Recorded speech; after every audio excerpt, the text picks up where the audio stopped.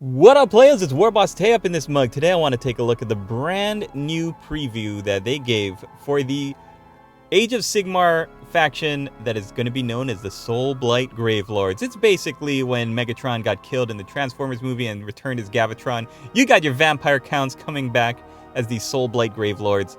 Starting off with this video that they showed off, you see a lot of the new models. It's all new models. Deadwalker Zombies, Deathrattle Skeletons, the awesome new plastic Fellbats, our boy Kritza, Stylin' and Wylin, the White King on Skeletal Steed, which we've seen before, and I am just so excited for this new release. You've got your Blood Knights, and we are going to take a look at every single one of the new models. I've taken the video, I've broken it down into the various sections and shots so that we could take a look at the paint jobs, the elements that come on each of the models, and just give you my thoughts of the Midnight Aristocracy. Alright, I give you that. That's okay. That's pretty good. So the Vampire Lord, I don't know what I was expecting. Here are the things I like. I like the expression. I like the shield with the dragon. I like the mace. You don't really see a vampire with a blunt weapon. Usually they're seen with sharp, cut, choppy stabbies.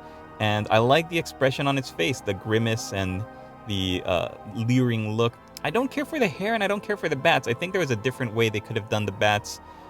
But I don't know, that might just be me. It's something that's the one thing I'm not a fan of. Then you've got the Deathrattle Skeletons. This is the biggest improvement on the old Games Workshop Skeletons. It took me a while and I had to compare these miniatures with the old Vampire Count Skeletons, and I realized the thing that stands out for me is that these skeletons are armored and they're clothed. And that makes a huge difference because you still see some of that bone coming out in the pants, the legs, sometimes in the arm, but a lot of them are all clothed and you have more of a silhouette, more interesting looking armor pieces. Then you've got your Deadwalker Zombies. These really go hand in hand with the ones that are going to be coming out with the Cursed City game. And the big thing that stuck out to me between this release of Zombies and the old Zombies are that these zombies are absolutely gutless. They got no guts. There's no entrails coming out. And I think that's trying to keep them in line with how they don't want to scare off younger painters or the parents of younger painters. Finally, you've got the Fellbats, or not finally, but next on the list. I say finally because it's been so long. I mean, if you look at the old Fellbats, which I've included at the end of this video, these Fellbats really just have evolved the way that they're able to do the wingspan and large silhouettes. You've got them leaping off or flying off of scenery, so not only are you painting the bats, but you're also doing base work on every single one of them, which I think is okay, help you broaden your skill set as a painter.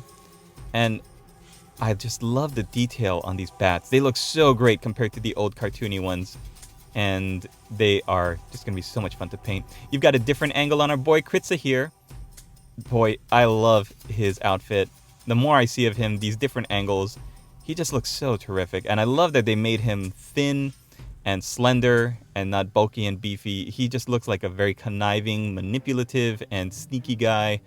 Just perfect for a vampire that is a different direction, like I said, from the big Blood Knight, bulky armored vampire lords. Just beautiful, beautiful looking model. And then the Deadwalker Zombies, you've got another shot of a different one. We're going to take a look at all of the ones I was able to see, but I like how they're giving them different weapons, I guess, and different clothes and armor.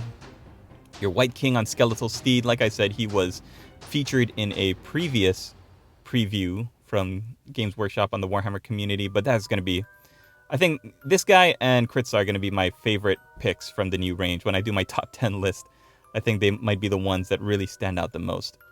At the end of the video, you might have noticed these shots of different skeletons. And again, we're talking about how these now have more of a silhouette. They have more of a figure because they have armor. You're able to see what they look like with armor pieces on them. They're not just skeletons walking around holding weapons. Finally, this is the final reveal are the new Blood Knights, the new plastic Blood Knights in that Bram Stoker Dracula spiky plated armor. Beautiful new model. This standard bearer, I think it's a girl. She's got that special armor, and if so, hey, right on. The last part of the video are just these moody, atmospheric shots of the models, very starkly lit. And I mean, there's nothing really revealing about these. These are just the models that they'd shown earlier, but giving you a different look at them. And yeah, those bats are still not doing it for me. Everything about this Vampire Lord model works, except for those bats. And you've got one last shot of a Blood Knight here. And look, he's holding a mace as well. So interesting that they're making the Vampire Lords more wacky thumpy, rather than stabby slicey. And there's Our Lady with the banner. So, Fear the Midnight Aristocracy. Find out more at warhammercommunity.com.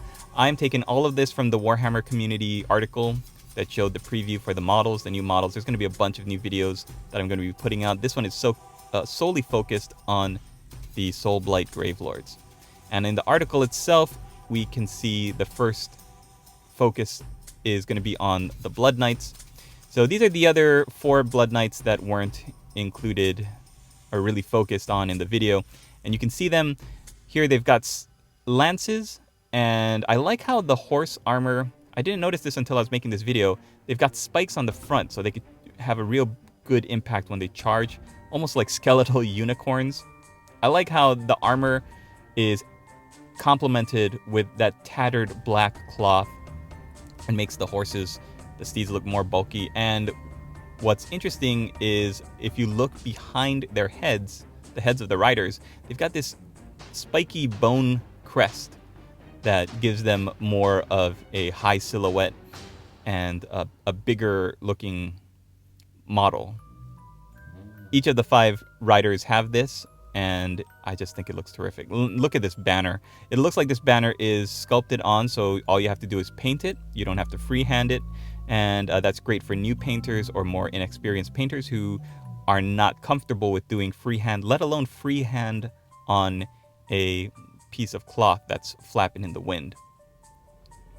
Yeah, so here you can see another model, and this one has that crest behind it, but also has the bat-winged helmet. And I like the design on the shield, the winged skull, and I like that these guys have their lances giving so much more height to the figures. They're going to look so impressive on the tabletop, and I like how at the top of their lances they have a little bit of that red cloth for one more bump of color. Next on the list, we've got the Fell Bats, and after having had no Fell Bats for years and years, decades, these 3 are really impressive. We've taken a look at the one in the middle because he was focused on in the video, but I like this guy on the left. It looks like he's smiling. He's perched on a huge piece of masonry. And like I said, you're going to be working on your terrain skills because not only do you have that tree stump and that gravestone on the middle, you've got this giant outcropping of rock here on the left. And I like the leather of the wings. The inside is pale beige and the outside is that dark, transitioning to red. And then on the Fell Bat on the right, you see its wings are splayed out, but it's at a different angle. And that's another thing I love, that you can create different angles with the sculpts that they're providing. They don't just look like they're flat, two-dimensional, but they all look like they have this great dynamism and action poses. And yeah, another tree trunk here on the right. I like their tails. I like the fur. Everything about the Fell Bats model is an A+ in my book. Really great new models. So who knows what the future holds, what other models we've got teased. They mentioned that you're going to be able to use the models from Warhammer Quest Cursed City. But yeah, look at these old skeleton models. They're completely naked. Some of them have little strips of cloth, but the new infantry is so great. And here, say goodbye. These are your old Deadwalker Zombies that you had to put together from scratch. Put on them entrails. Yeah, we're going to have none of that. And look at these Fell Bats. They're so cute and cartoony. Goodbye, old metal Fell Bats. They're going to become collector's items now.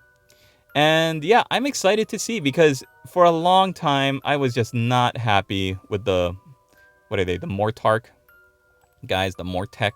I mean, look at them. They're not fun if you were expecting the old gothic vampire counts. Like, this is ridiculous. This is so ridiculous. I mean, if you're looking for something cartoony and completely out of left field, creative, yes, completely different, not at all like the old vampire counts. They're going in a totally sci-fi, gothic sci-fi way with these skeletons. And this guy's just ridiculous. So, anyways, thanks for watching, everybody. I'm so excited for the new book and the new models. I can't wait to dive into them. If you'd like to support my studio, you can do so through Patreon. I hope you enjoyed the video. We'll see you in the next one. Latest, players!